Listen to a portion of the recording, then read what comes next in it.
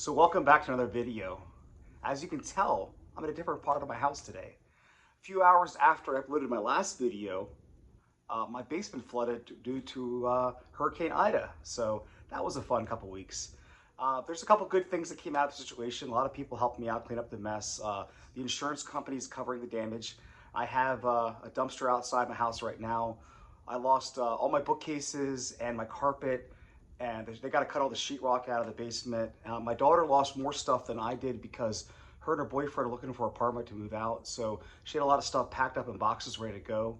Some stuff got destroyed. Her clothes she had to rewash, but it was a big mess. But there's some good things that happened because it's amazing how nice people are who are not witnesses, who just come over and help. I had one friend drop off a fan.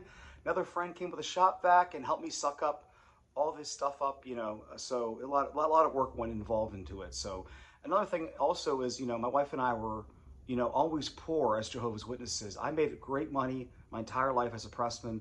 My wife has been a nurse for almost 2 decades. She made great money too, but she only worked part-time so she could pioneer. And we always gave what extra money we had to headquarters or to my sister who was at Bethel or my aunts and uncles who were missionaries. So for the first time in our lives, we actually had extra money. So what the insurance company didn't cover, we can just replace. It's not the end of the world. So I'll be up here for a few days until I go back to the basement. So yeah, it is what it is. Again, I'm not going to complain at all because I think I heard like 11 people died for Hurricane Ida. So just a wet basement's not that bad of a day after all.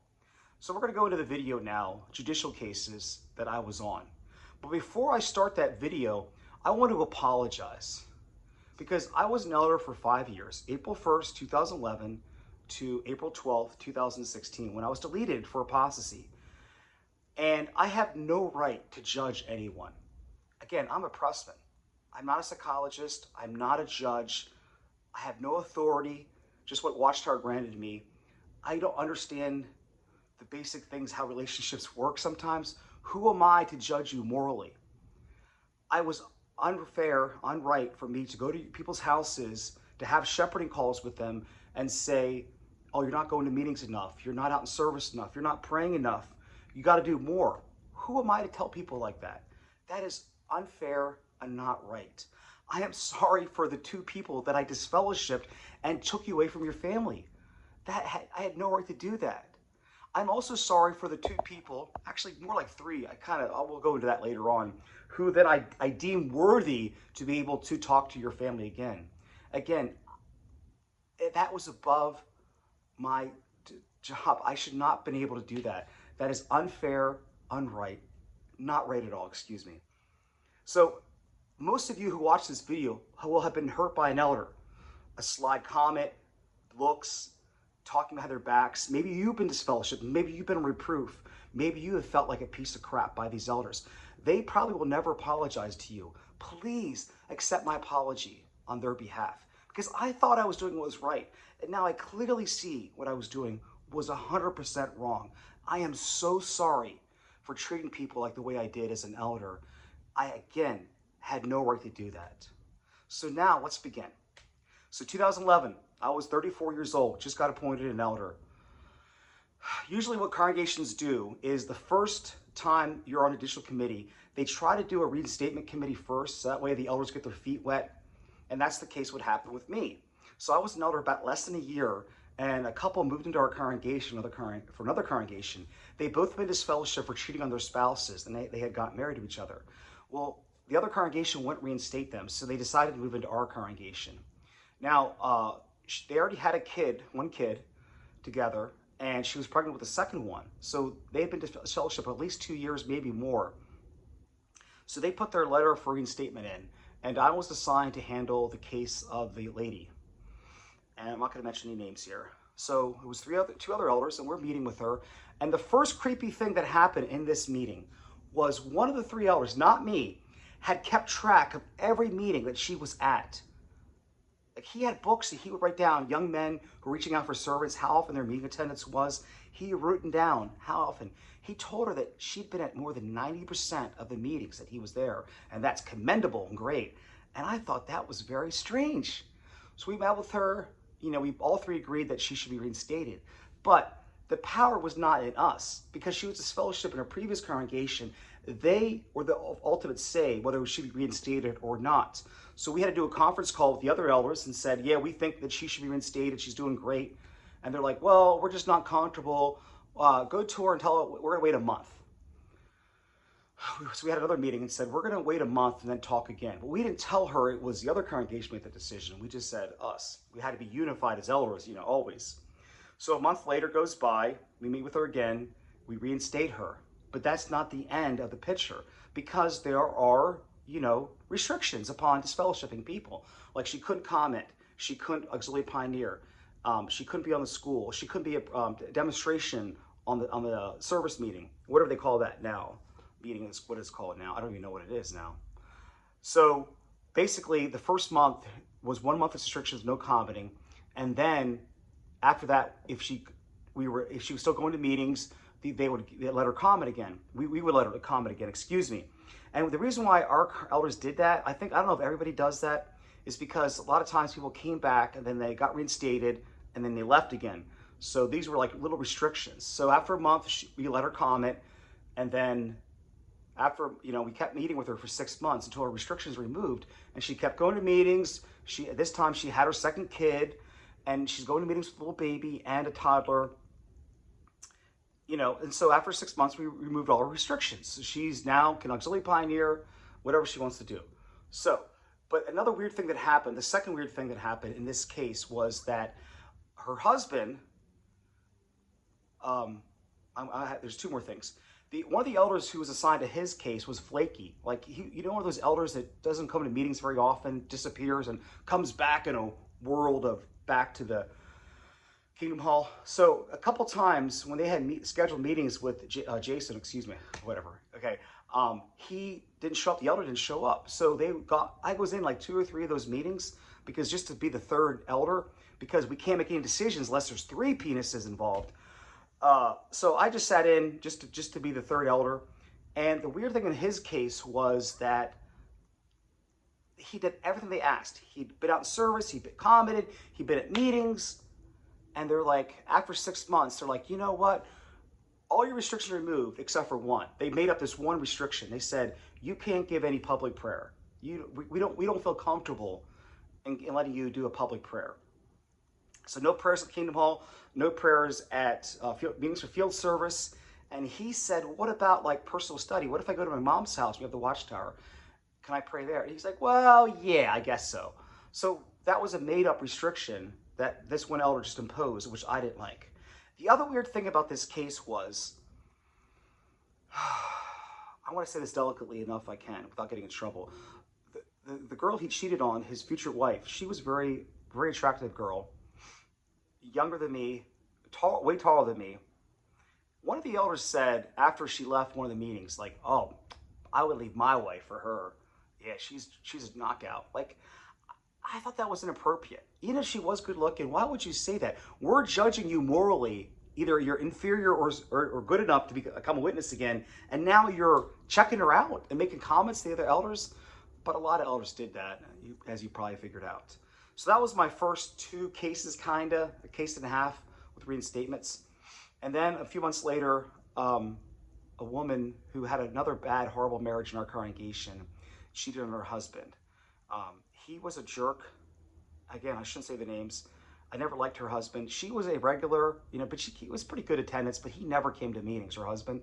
Memorial, special talk, circuit overseer, that was about it. And he was just a jerk. He was an asshole. But that didn't give her the right to cheat on him. But again, I'm not morally going to judge anybody ever again. I didn't have sex at my wedding night. I've only been with one woman my entire life. But who am I to tell other people what morally is acceptable or not? It's not my decision. It's not my right. So again, I have no problem with people leaving their husbands and remarrying or never getting married and living together.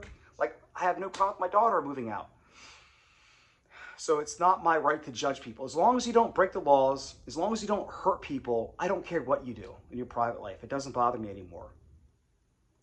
So she started going to the gym, this woman, and a guy at the gym noticed her and asked her, started talking. You know what happened.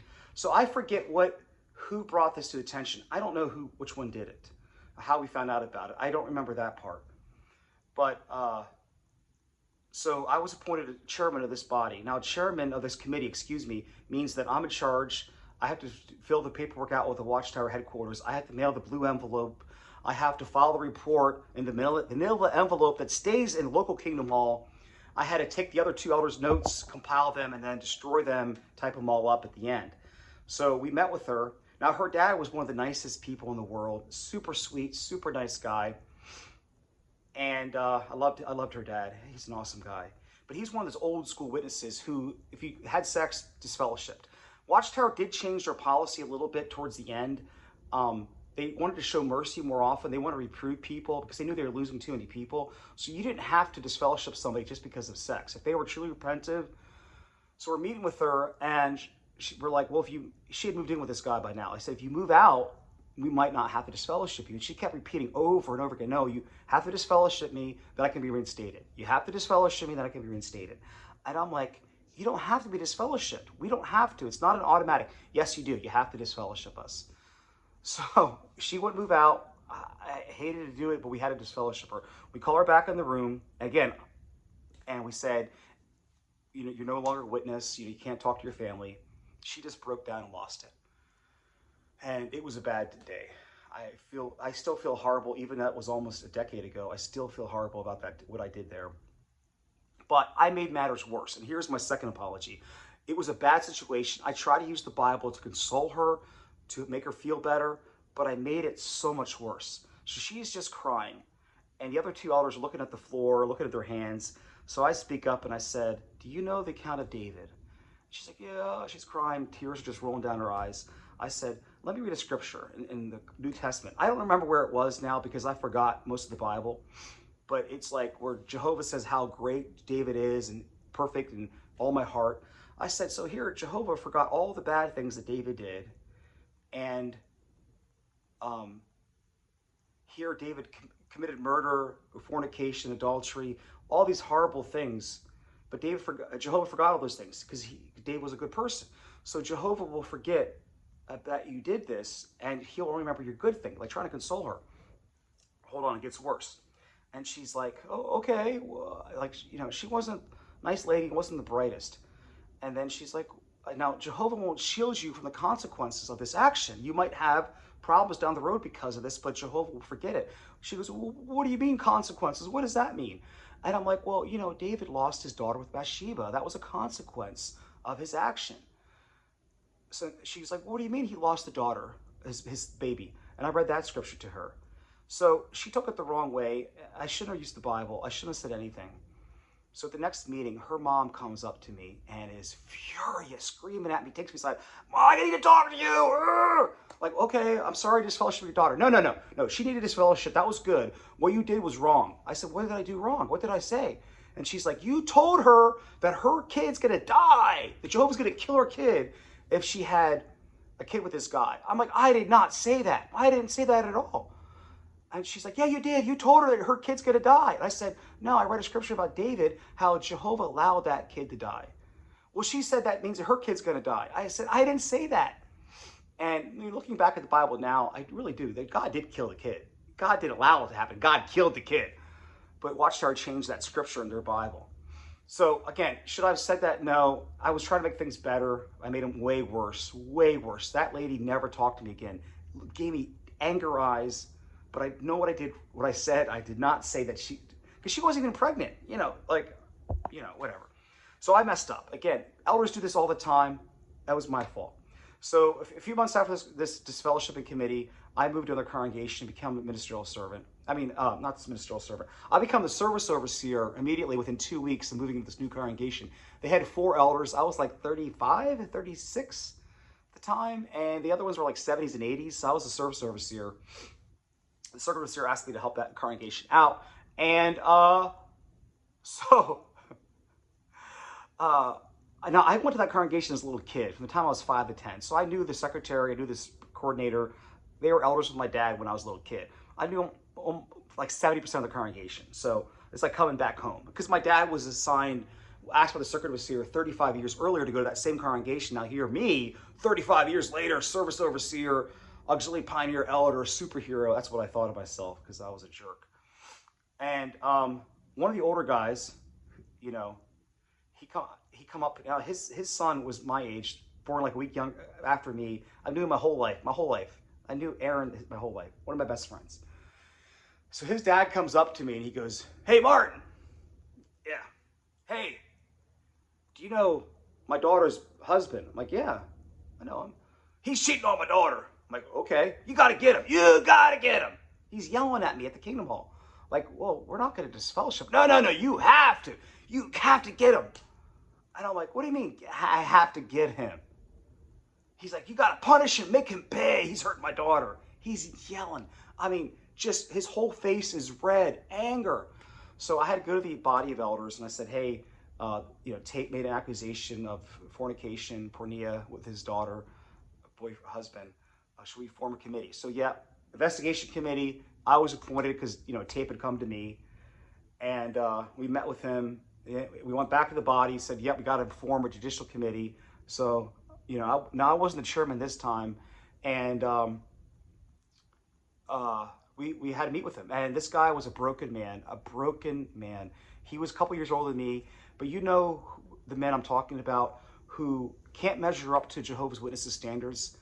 He thinks it's the truth, he wants to, but he can't do it. And he gets beaten down his whole life like a shell of a man. Every congregation has several of these people. Nice guy, but was in a loveless marriage, found a girl, a little bit of happiness, a little bit of spark of joy, and we're just going to beat him down.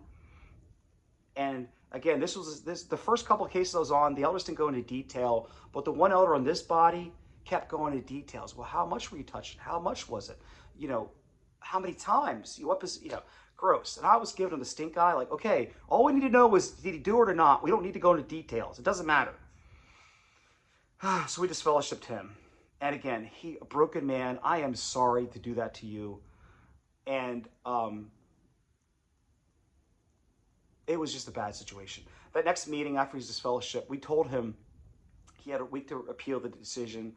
We told the other lady she had a week to appeal it, but another 3 elders would have to be picking. And he's like, "Oh, I don't want to go through this again. I can't do this again. It's too emotional." I said, "Well, then don't appeal it. But you can be reinstated. You got to explain these things." And the next meeting, the father-in-law, his father-in-law, come to me, pat me back. "Great job, Martin. Great job. You got him." He wasn't a criminal. It wasn't a crime what he did. Should he not went behind her back? Maybe, yeah. She just left her and then formed a relationship. Maybe that might have been better. But he was not a hardened criminal. It was just sex. That's all it was. Okay. Now the sad thing is that lady, I just found out too from one of my friends who left years ago. Like that was like 6 years ago, like 2015, 2014, around there. I don't know when it was. And she's still miserable. She lives with her younger brother. One of my former best friends. And I just feel bad. They just have a miserable life. That didn't make her happy. She thought she was going to be happy when her husband left her and was his fellowship, but it was not a good situation. My last case I was on was a reinstatement case in that same congregation. This guy was in his 50s. He was at least 10 plus years older than me, maybe 15 years older than me. His mom was in his 80s. His mom was a lifelong JW. Nice guy. He's one of those people, he cannot be a serial monogamist. He just can't do it. And I understand why. Like, I'm not judging anybody, but like, I've never had a problem with alcohol. Never had a problem with drugs. But again, right now, I don't care if you drink. I don't care if you have drugs. It doesn't bother me. I never laid awake at night and thought, I want to get high or I'm going to get drunk. But if you look at me, I have a problem with food. I love food. I can't help but love food. I have to exercise and run and lift weights every day so I don't get bigger, because I've been 280 twice in my life. And the only reason why I'm not 280 right now is because I lift weights and I run every day, but I still overeat. That's my weakness. I know what it is. So this guy weakness was sex, and he'd been disfellowshipped like 3 times earlier, and he had been reproved before that many times.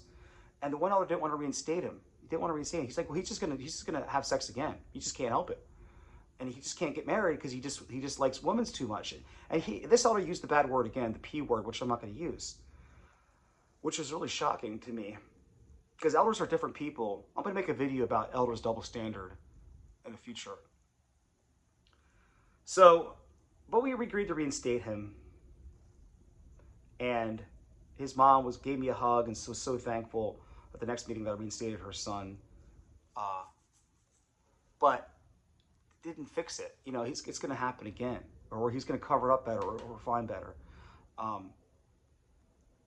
Again, like, he was another broken man. If he just could live his life, if Watchtower would be a much better place, if they just were a religion, not a cult, if they just had like a nice community center, people come together, you do what you want to do, but don't judge people. Don't put people down. There's a couple more things about that case, but I'm making this video too long as it is. But again, I had too much power in my hands. I should never have been given that power. I was in my 30s. Who am I to judge somebody that's way older than me or younger? So my last meeting, February 23rd, 2016, when I woke up during the meeting when I was told to throw the literature away, we had an elders meeting afterwards, and it was horrible. It was horrible. It was like a surreal experience, like I wasn't in my body. I was floating. It was because I wanted to get out of there so bad. I felt so claustrophobic. I had to get out of there. I haven't been back since, you know, besides Mark O'Donnell's father's funeral. That was the only time I've been in a Kingdom Hall since then. So a woman had put her letter for reinstatement in, and the coordinator goes, Martin, you're really nice with her. You've been talking to her a lot and giving her literature, because elders are allowed to talk to disfellowship people, give them literature. Non-elders can't, of course, because I'm so spiritually strong that I can talk to these people without getting corrupted. He's like, I want you to head up the reinstatement committee. You'll be the chairman, and she wants to meet Sunday. I said, okay. And I'm like, no way, no effing way am I doing that. I am not bringing anybody back to this cult. But I didn't lie. I lied. I didn't tell him that. So I got home, and then Saturday, we had our quarterly elders meeting on Saturday, and I was supposed to meet with her on Sunday. So like 11 o'clock Saturday, I emailed the body, said, I'm no longer an elder. I don't believe it. Just dropped this bombshell. So I never met with her. I know that was a jerk move, but it is what it is. So that I was kind of on like 5 cases, you know, a little bit. In my future video, we're going to talk about double standards, how certain elders don't go on judicial cases when they should have, or even investigation committees. So will this video wake anybody up? Probably not. No, because they're going to say a rambling, crazy, apostate, angry person. But again, there's so much more to talk about with the elder body. There's so much more. Again, I had no right to do what I did. I am sorry for what I did. I am truly sorry. I would love to go back and never be an elder. But you don't understand, for the time I was 5, that's all I ever wanted to be. I wanted to be an elder so bad my entire life. My dad was appointed in 1972. Nobody else in the Watchtower has been an elder longer than my father, because the elder arrangement came into effect in 72. It got announced in 71, and 72 went into effect. And so that's all my uncles were elders. You know, my one uncle was the director of the corporation. You know, that was my lifelong goal. And one of the things I was so mad at myself was I didn't get till I was 34 to be appointed an elder. And I found out later on, if you watched my previous videos, you'll know why, is because when my daughter was molested in the Kingdom Hall, I called the branch as a servant, and I shouldn't have done that. And the elders, my first elders meeting in 2011, they smacked me in the back and said, we're so glad you're here. Oh yeah, great job, Martin. If you never called that branch and did that, you would have been an elder 5 years earlier. You would have been an elder at 30. Also, the previous 6 months, our circuit overseer had a policy: if you missed one meeting during his visit, he would not appoint you an elder or a servant. Not one bit. And I had the flu when he was there, so I missed all of his meetings. And then I found out later on they recommended me for elder when I was 33, like 6 months before that. But he's like, I can't appoint him because he wasn't at the meeting, so I can't, you know. I think I made the Sunday meeting, but I was sick Tuesday and Thursday. So again, it's not a race. It doesn't matter that I was 34. My dad was 24 when he was appointed, or 23. I think he was 23. No, he was 24. He was 24 when he was appointed an elder in 72. But I was 34. My brother-in-law was like 26. My one cousin's husband was like 25, 26. My uncles were appointed in their 20s. Yeah, I was a late bloomer at 34. So that's about it. I'm just going to keep talking forever. I'm sorry I made this video so long. I'm trying to make it shorter, but I have so many stories to tell. So what to look forward to? Well, Elders Double Standards coming up soon. And peak publisher number I talked about a couple years ago. I'm going to do a chart coming up here about how Watchtower's policy, or not policy, statement. Aren't we glad that Jehovah's delayed Armageddon for so long? Because so many more millions of people have come to the truth. They've been saying that my whole life. but actually watchtowers stopped growing. And I started to make a chart to show the growth compared to the world's population. And right now, there's less Jehovah's Witnesses per non-Jehovah's Witnesses than there were 10 years ago. So it's going the other direction. So that's a blatant lie, but I want to make a video about that because I love numbers and I love math. Hey, but thank you for watching. Thank you for taking a half an hour out of your busy day to watch some crazy middle-aged man talk about his former calling. Have a great day. Talk to you guys later. Bye-bye.